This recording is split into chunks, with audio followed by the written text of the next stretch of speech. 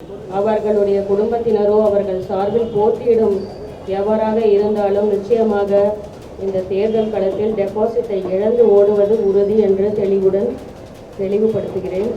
அம்மா அவர்களாலே விரட்டி அடிக்கப்பட்டு அந்த சதிகார கூட்டத்தை மக்கள் ஒருபோதும் ஏற்க மாட்டார்கள். நான் இதுவரையில் யாருடைய ஆதரவையும் கேட்டு நிற்கவில்லை. ஆனால் எனக்கு ஆதரவு அளிக்க முன் வருவோரை நான் நிச்சயமாக புறக்கணிக்க மாட்டேன். நீங்கள் பத்திரிகையாளர் என்பது உண்மைதானா? ஆர்கே நகருக்கு நான் 3 முறை சென்றிருக்கிறேன். சமூக வலைதளங்களில் அனாவசியமாக குளறுபடியாக தவறான செய்திகளை வெளியிட்டு வருகின்றனர். அதுதான் உண்மை. சசிகலா அவர்கள் தலைமையில் இயங்கிக் கொண்டிருக்கும் இந்த கொடூரமான அராஜக அரசியல், அதை நிச்சயமாக மக்கள் ஏற்றுக்கொள்ள மாட்டார்கள்.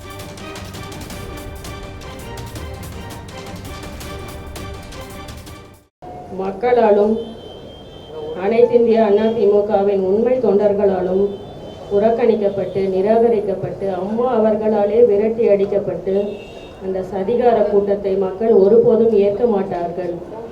அவர்களுடைய குடும்பத்தினரோ அவர்கள் சார்பில் போட்டியிடும் எவராக இருந்தாலும் நிச்சயமாக இந்த தேர்தல் களத்தில் டெபாசிட்டை இழந்து ஓடுவது உறுதி என்று தெளிவுபடுத்துகிறேன். இந்த ஆர்கே நகர் இடைத்தேர்தலில் இதில் கிடைக்கும் வெற்றியின் மூலம் அம்மா அவர்களுக்கு நேர்ந்த அநீதிக்கும் கொடுமைகளுக்கும் ஒரு நல்ல தீர்ப்பை மக்கள் தீர்ப்பாக மக்கள் வழங்குவார்கள் என்று நான் நம்புகிறேன். தீபா இதுல தன்னுடைய எதிர்கட்சியாக பிரதான கட்சியாக நம்ம போகக்கூடிய கட்சியா எதை நினைக்கிறோம்? நிச்சயமாக சசிகலா அவர்களின் தலைமையில் இயங்கும் அந்த கொடூரமான சக்தியை தான் நான் எதிர்க்க விரும்புகிறேன். திமுகவை இதுல நிலைப்படுத்துறேன்.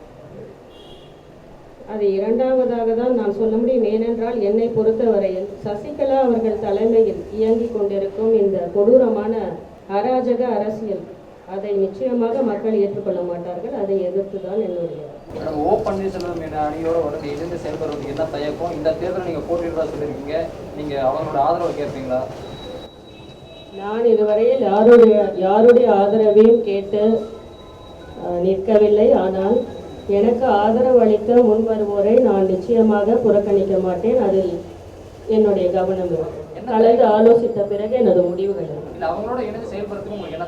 எனக்கு எந்த தயக்கமுமே இல்லை. அவர்கள் தான் முன் வர வேண்டும். எனக்கு எந்த தயக்கமும் இல்லை. ஓ பன்னீர்செல்வம் அவர்கள் உங்களுக்கு ஆதரவு அளிச்சா ஏற்றுக்குவீங்க, அப்படிதான்? நான் ஏற்கனவே சொல்லியிருந்தேன். சசிகலா அவர்கள் தலைமையில் கொடூரமான முறையில் இயங்கிக் கொண்டிருக்கும் இந்த இயக்கத்தை தவிர, திமுகவை தவிர மற்றவர்களின் ஆதரவை நான் வரவேற்கிறேன். தேர்தலுக்கு இன்னும் கொஞ்ச நாள் தான் இருக்கு. ஆர்கே நகருக்கு நீங்க இதுவரையும் சென்றது கிடையாது. மக்களை சந்திக்கிறதுக்கான பயணம். நீங்கள் பத்திரிகையாளர் என்பது உண்மைதானா? ஆர்கே நகருக்கு நான் 3 முறை சென்றிருக்கிறேன். 3 முறை என்னுடைய முதல் கட்டமாக அங்கு நான் சென்றுதான் என்னுடைய பணிகளையே தொடங்கி இருந்தேன். தேர்தல் அறிவிச்ச பிறகு நீங்க அங்க சென்று ஏதாவது மக்களை சந்திக்க போறீங்களா? நிச்சயமாக அதற்கான திட்டங்கள் மேற்கொண்டு வருகிறோம். நிச்சயமாக வேட்புமனுக்களை அங்கதான் தாக்கல் செய்யணும். அதனால வேட்புமனுவை நிச்சயமாக அங்கேதான் தாக்கல் செய்ய வேண்டும். இங்கே என் வீட்டில் இருந்தோ இல்ல போலீஸ் தோட்டத்தில் இருந்தோ தாக்கல் செய்ய முடியாது. நிச்சயமாக சந்திக்கவிருக்கிறோம். நிர்வாகிகள் தேர்வு அப்படி இருக்கும்போது அதுல பல்வேறு குழப்பங்கள் இருந்தது. அதில் எந்த குழப்பமும் இல்லை. அதாவது சமூக வலைதளங்களில் அனாவசியமாக குளறுபடியாக தவறான செய்திகளை வெளியிட்டு வருகின்றனர். அதுதான் உண்மை.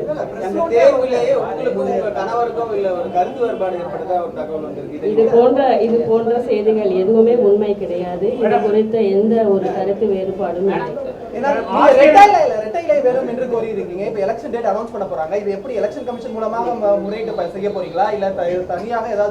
எதிர்கால திட்டத்தை குறித்து நான் கூறியிருந்தேன். அதாவது என்னுடைய நோக்கம், இந்த அமைப்பை நான் தொடங்கியதும் சரி, இந்த அரசியலுக்கு நான் வரவழைக்கப்பட்டது மக்களால் தான் மற்றும் அனைத்திந்திய அண்ணா திமுகவின் உண்மை தொண்டர்களால் தான். ஆகையால் எதிர்கால திட்டமாக அம்மா அவர்களின் உண்மையான ஆட்சியை மீண்டும் நிலைநாட்ட, கட்சியை விடுவித்து மீண்டும் அம்மா அவர்களின் தலைமையை கொண்டு வர இது போன்ற ஒரு திட்டத்தை நான் அறிவித்திருக்கேன். தொகுதியில மதுசூதனை நிக்கிறதா தகவல்கள் வெளியாயிருக்கு. ஒரு மூத்த கட்சி நிர்வாகி பல ஆண்டுகளா தொடர்ச்சியா இருக்காரு. எம்ஜிஆருக்கு அப்புறமும் நீங்க எதிர்த்து போட்டியிடும் போது இது 2 இருவர் துருவமா இருக்கு. நீங்க வெற்றி பெறதுக்கான வாய்ப்பு இருக்கா? மக்கள் உங்களை ஏற்றுப்பாங்களா? அதைத்தான் இப்பொழுது சொல்லி வந்தேன். மக்கள் நிச்சயமாக ஏற்றுக்கொள்வார்கள். முதலில் இருந்தே இங்கு வரும் அனைவரும் ஆர்கே நகர் தொகுதியை சேர்ந்த மக்கள் தான் பிரதானமாக இருக்கிறார்கள். அவர்கள் மனதில் என்ன இருக்கிறது என்பதை யாருமே கருத்தில் எடுத்துக்கொள்ளவில்லை. அதாவது நாங்கள் யாரை வேண்டுமானாலும் அனைத்து இந்திய அண்ணா திமுகவில் இரட்டை இலை சின்னத்தில் நிறுத்துவோம், அவர்களுக்கு நீங்கள் வாக்களியுங்கள் என்பது போல்தான் ஒரு தோற்றத்தை ஏற்படுத்தி வருகின்றனர். ஆனால் மக்கள் அதை ஒருபோதும் ஏற்கப் போவதில்லை. அவர்களுக்கு உறுதியாக அம்மா அவர்கள் இடத்தில் யார் இருக்க வேண்டும் என்ற முடிவு ஏற்கனவே இருக்கிறது. நிச்சயமாக அதன் அடிப்படையில் தான் வாக்களிப்பார். ஜெயலலிதாவுடைய மரணத்தில் அணிஞ்சிருக்கிறத சொல்றாங்க, நீங்களும் அதே கோரிக்கை விளைவிக்கிறீங்க. உங்களுடைய கோரிக்கை எதுவுமே வித்தியாசமா இல்லை. அந்த சமயத்துல ரெண்டு பேருமே பிளவுபட்டது பண்றது அதிமுக என்கிற கட்சியை இருவேறு பிரிவா பிரிச்சு சேர்க்கணும்னு நீங்க திட்டம் போடுறீங்களா? அம்மா அவர்களின் மரணத்தில் ஏற்பட்ட சர்ச்சைகள் இது குறித்தெல்லாம் நான் முதலில் இருந்தே விவாதித்து தான் வருகிறேன். முதல் நாளிலிருந்தே விவாதித்து வருகிறேன். எங்கிருந்தோ திடீரென்று நான் குரல் எழுப்பவில்லை. அரசியல் ஆதாயத்துக்காகவும் அந்த குரலை எழுப்பவில்லை. அவர்கள் என்னுடைய தாயுடைய இடத்தில் அந்த ஸ்தானத்தில் இருப்பவர்கள் என்பதை தயவு செய்து புரிந்து கொள்ளுங்கள். இதை அரசியலாக்குவதை நான் சற்றும் விரும்பாத ஒரே காரணத்தாக அவ்வளவு காலம் பொறுமையாக நான் காத்துக் கொண்டிருந்தேன்.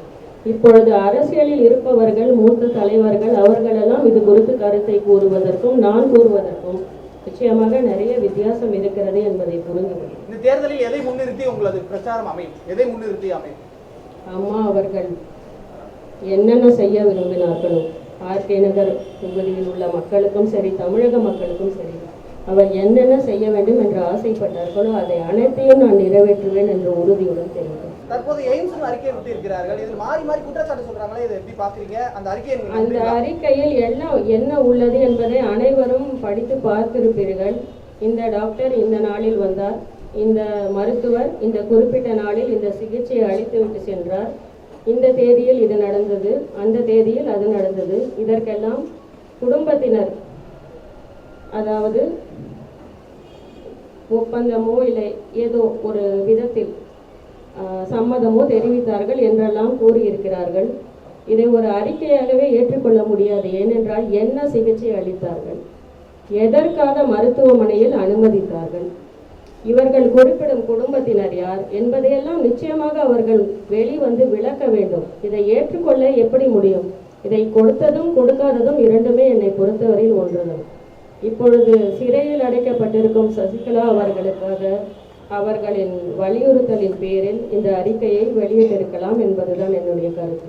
சசிகலா குடும்பம் தரப்பிலிருந்து உங்களுக்கு மிரட்டல்கள், இடையூறுகள் ஏதாவது வந்துருக்கா?